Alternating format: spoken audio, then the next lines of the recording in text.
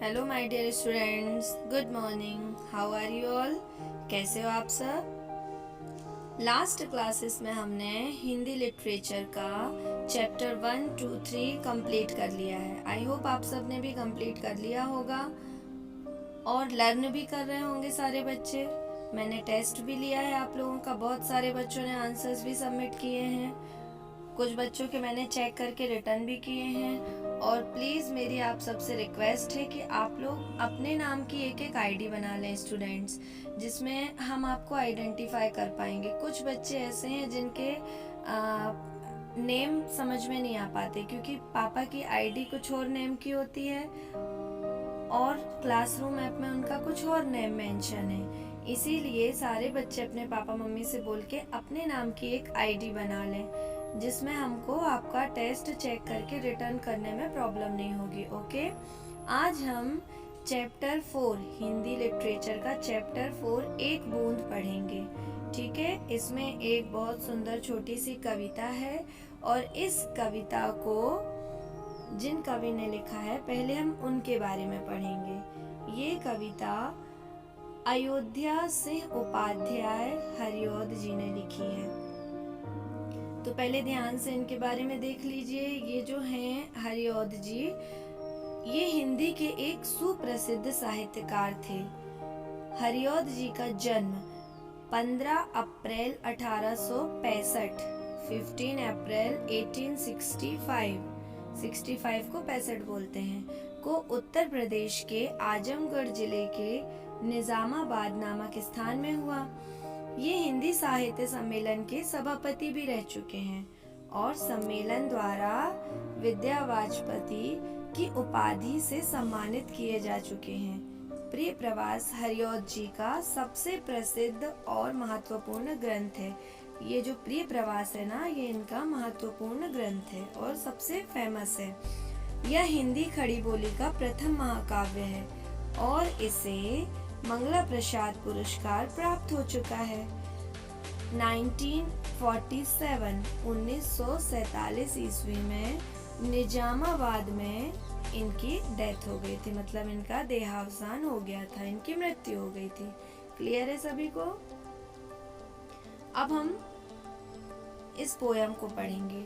सबसे पहले सारे बच्चे ध्यान से देखिए। एक बूंद पोयम का सबसे पहले कविता का उच्चारण करेंगे अच्छे से। ज्यों निकलकर बादलों की गोद से थी अभी एक बूंद कुछ आगे बढ़ी, सोचने फिर यही मन में लगी, आह क्यों घर छोड़ कर मैं यूं कढ़ी।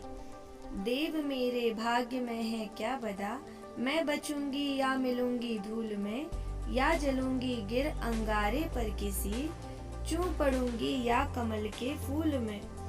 बह गई उस काल एक ऐसी हवा, वह समुंदर और आई अनमनी, एक सुंदर सीप का था मुंह खुला, वह उसी में जा पड़ी मोती बनी। लोग यूं ही हैं झिझकते सोचते, जबकि उनको छोड़ना पड़ता है घर, किंतु घर का छोड़ना अक्सर उन्हें बूंद लो कुछ और ही देता है कर। क्लियर है? आप सबको इस पोयम को, इस कविता को एक दो बार रीड करना है। उच्चारण का विशेष ध्यान रखेंगे। अब हम बताते हैं कि इस कविता में कवि क्या समझाना चाहते हैं। ये तो आपको समझ में आया होगा। एक बूंद, बूंद जानते हो ना, पानी की बूंद।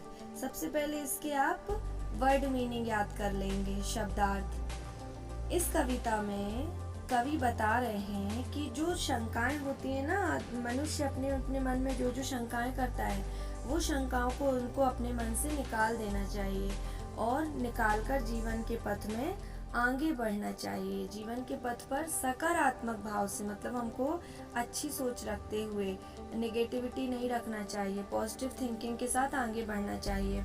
ऐसा करने से हमको सफलता अवश्य मिलती है।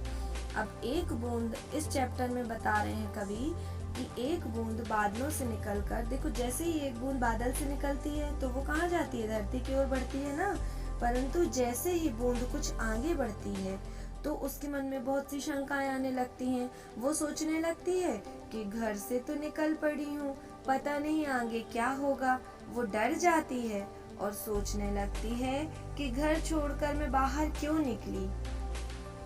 इसके बाद सेकंड पैराग्राफ में है, वो बूंद कहती है, देव मतलब हे ईश्वर, ईश्वर से वो पूछती है कि हे ईश्वर, मेरे भाग्य में क्या लिखा है?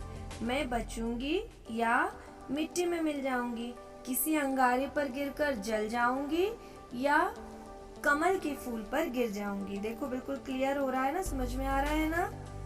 फिर थर्ड पैराग्राफ में बताया गया है कि तभी अचानक से क्या होता है, एक हवा का झोंका आता है ना। हवा का झोंका उस पानी की बूंद को समुद्र की ओर ले जाता है। वहाँ एक सुंदर सीप का मुंह खुला हुआ था, वह उसी में गिरकर क्या हो जाती है, मोती बन जाती है। ठीक है।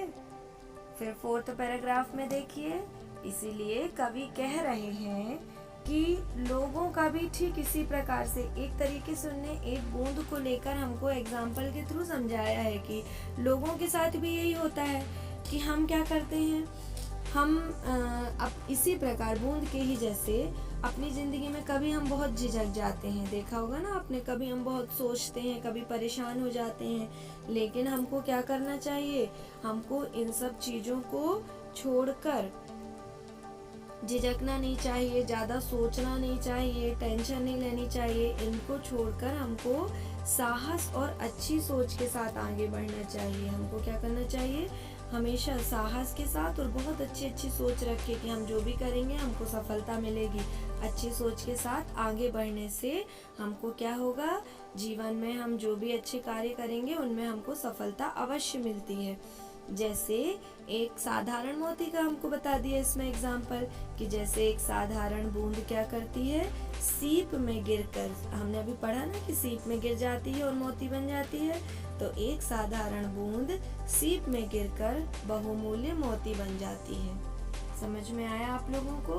अब इस कविता को आपको 1-2 बार रीड करना है और इसके बाद इसके अर्थ को समझना है।